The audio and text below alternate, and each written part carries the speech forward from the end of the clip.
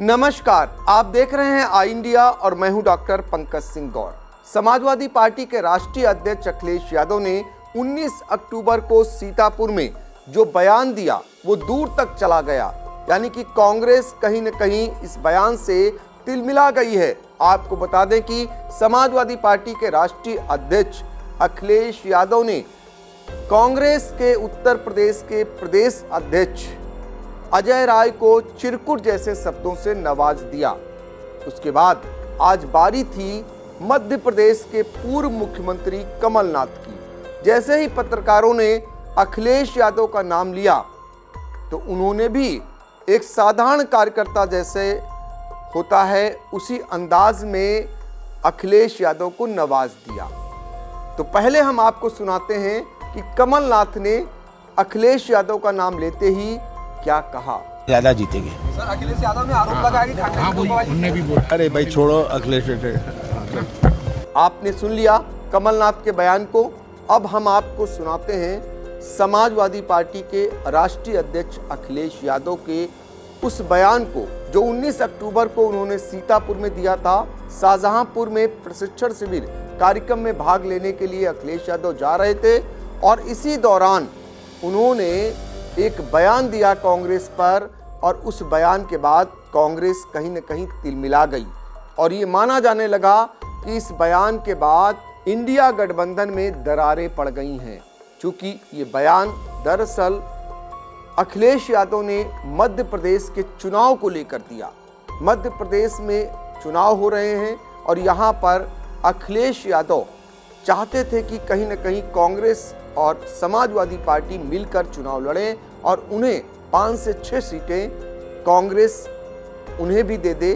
लेकिन इसको लेकर बैठक भी होती है और ये बैठक, जिस बैठक में दिग्विजय सिंह और कमलनाथ के अलावा अखिलेश यादव और तमाम समाजवादी पार्टी के नेता होते हैं। देर रात तक बैठक होती है और बैठक में काफ़ी कुछ तय होता है और बैठक के बाद कांग्रेस कहीं से भी समाजवादी पार्टी को सीट देने पर राजी नहीं होती है, जिसके जवाब में समाजवादी पार्टी के राष्ट्रीय अध्यक्ष अखिलेश यादव वहां पर 9 विधानसभा क्षेत्रों में अपने प्रत्याशी घोषित कर देते हैं। इसके बाद बवाल मचना स्वाभाविक था और आपको बता दें कि यहां पर दरअसल अखिलेश यादव का तर्क था कि पूर्व का इतिहास देख लिया जाए, कई सीटों पर समाजवादी पार्टी पहले जीत चुकी है, कभी 5, कभी 1, कभी 2 और कई सीटों पर वो दूसरे नंबर पर भी रह चुकी है। फिलहाल यहाँ पर जब कांग्रेस ने उनके वजूद को नहीं समझा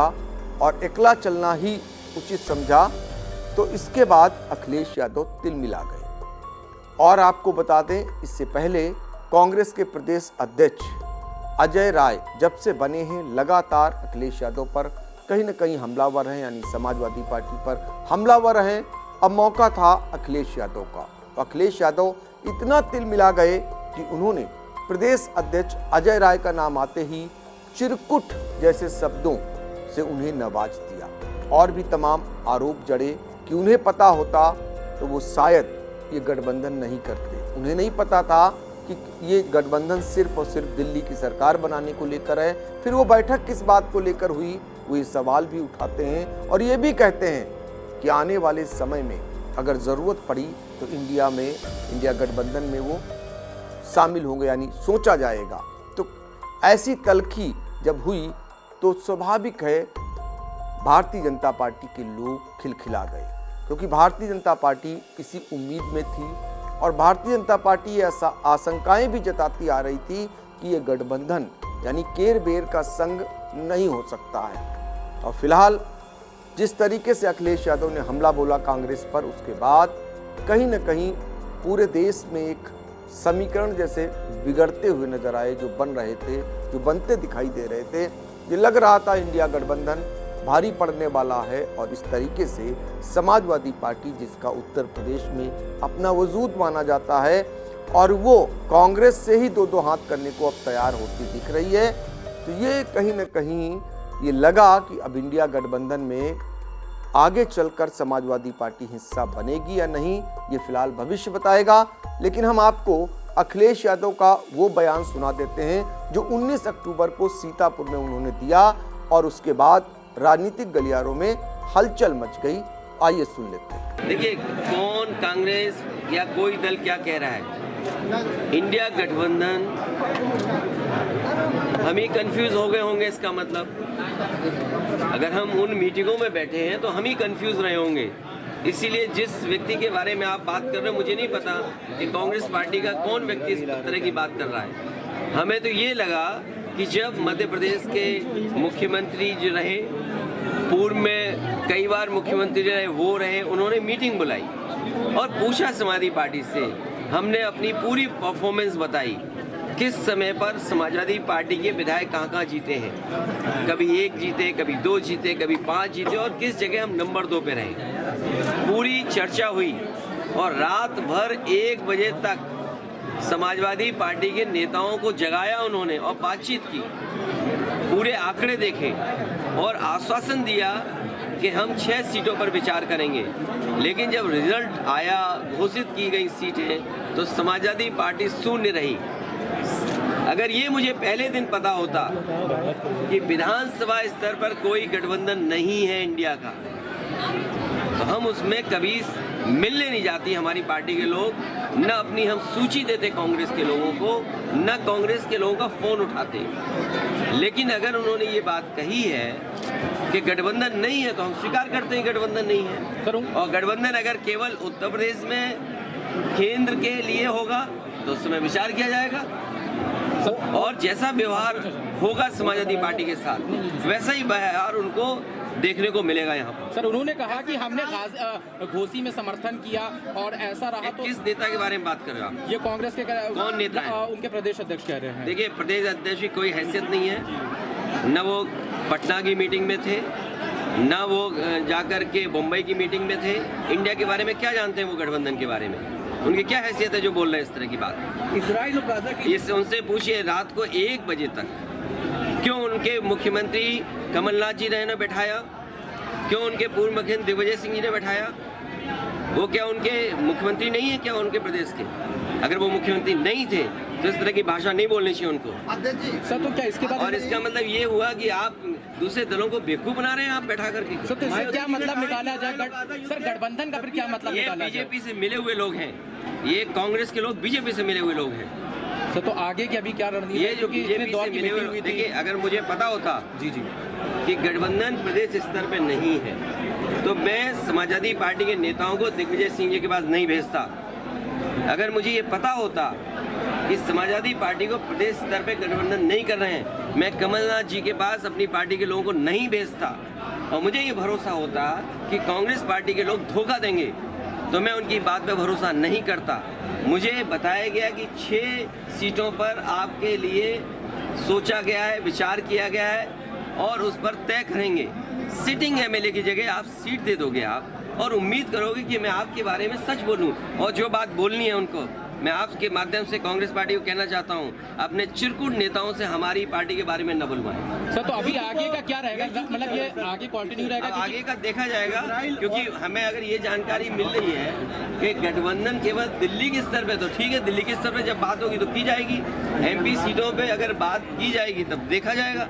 अगर मुझे ये पता होता कि प्रदेश स्तर पे कोई गठबंधन नहीं है, वो नहीं है, हमने स्वीकार कर लिया, इसीलिए हमने अपने पार्टी के टिकट घोषित कर दिए। इसमें क्या गलत किया है? इसलिए मैं कह रहा हूँ कि आप लोग भी ऐसे छोटे नेता जो कांग्रेस के हैं, और मैं कांग्रेस पार्टी के बड़े नेताओं से यही अपील करूंगा, निवेदन करूंगा कि अपने छोटे नेताओं से इस तरह के स्टेटमेंट मत दिलवाइए। तो आपने सुना अखिलेश यादव का बयान। अब हम आपको 3 अक्टूबर को सीतापुर में संगठन की महत्वपूर्ण बैठक में भाग लेने आए कांग्रेस के प्रदेश अध्यक्ष अजय राय ने आई इंडिया को जो बयान दिया वो भी आपको सुनाते हैं। उस बयान में ही सब कुछ पता चल रहा है कि कांग्रेस तो बहुत दिनों से, यानी कांग्रेस तो पहले से ही समाजवादी पार्टी पर हमलावर थी। उनकी कहीं न कहीं आलोचना इस बात को लेकर कर रही थी कि उत्तर प्रदेश के घोसी में जब उपचुनाव होता है और कांग्रेस उनका समर्थन करती है, जब उत्तराखंड के बागेश्वर विधानसभा का उपचुनाव होता है और वहां समाजवादी पार्टी उनका समर्थन नहीं करती और बहुत कम मतों के अंतर से कांग्रेस यहां पर हार जाती है। तो इसके बाद कांग्रेस के प्रदेश अध्यक्ष अजय राय समाजवादी पार्टी और उनके मुखिया पर सवाल उठाते हैं। वो बयान भी आप सुन लीजिए। नीतियों को नहीं, जो निर्णय जो आए, मैंने जो निर्णय पहले कहा था वही आज भी कह रहा हूँ कि घोसी में हम समर्थन करते हैं। तो जब समर्थन करते हैं और भी बिना मांगे समर्थन किया, अब चुनाव जीतते हैं और बागेश्वर में आप हमारा समर्थन नहीं करते हैं, उत्तराखंड में, ये आप बताइए क्या कहेंगे इसको आप? एक तरफ हम आगे बढ़कर आपको समर्थन कर रहे हैं, दूसरी तरफ अपना कैंडिडेट लड़ा रहे हैं, इसको क्या कहेंगे आप? सब लोग बैठे हैं वरिष्ठ लोग। यही बात मैंने बोला था, आज भी वही बात बोल रहा हूँ। बाकी और मेरी कोई उनकी नीति से हमसे क्या मतलब, अपनी नीति आप बनाएंगे, आप जानेंगे, आपकी पार्टी है। पर जो निर्णय है उस निर्णय पे मैंने बोला था कि एक तरफ आप हम समर्थन करते हैं बिना मांगे, दूसरे बागेश्वर में आप लड़ा देते हैं, हमारा कैंडिडेट कुछ 100 वोट से हार जाता है। इसका मतलब कि कहीं ना कहीं आपकी सोच में, आपकी चीज़ों में वो चीज़ें सामने आ रही हैं। तो इस तरीके से आपने कांग्रेस के नेता कमलनाथ को सुना और समाजवादी पार्टी के राष्ट्रीय अध्यक्ष अखिलेश यादव के बयान को सुना और कांग्रेस के प्रदेश अध्यक्ष अजय राय को आपने सुना। इन तीनों के बयानों के बाद अब सहज अंदाजा लगाया जा सकता है कि कांग्रेस और समाजवादी पार्टी के बीच तल्खी बढ़ने वाली है। इस बात की आशंकाएं पहले से ही बनी थीं कि अजय राय जो कांग्रेस के उत्तर प्रदेश के प्रदेश अध्यक्ष हैं, वो लगातार समाजवादी पार्टी पर हमलावर थे, जबकि समाजवादी पार्टी इंडिया की तमाम बैठकों में कांग्रेस के साथ नजर आ रही थी, उनके साथ बैठक कर रही थी और इधर धड़ाधड़ एक के बाद एक बयान अजय राय देते जा रहे थे। ये माना जाने लगा था, ये आशंकाएं पहले से ही जताई जाने लगी थी कि ये बयान अजय राय का निजी बयान नहीं हो सकता है, कहीं न कहीं इसमें कांग्रेस के दिग्गज नेताओं की ओर से वो बोल रहे हैं। और यही कारण है कि अब जब मध्य प्रदेश के विधानसभा के चुनाव आए तो उसमें ये साबित हो गया कि ये कमलनाथ भी वही बोलने लगे हैं और वही अजय राय भी बोल रहे हैं और इस बातचीत से ये अंदाज़ा लगाया जा सकता है कि अब आने वाले समय में क्या समाजवादी पार्टी कांग्रेस से गठबंधन करेगी या नहीं, ये तो फिलहाल आने वाला समय बताएगा।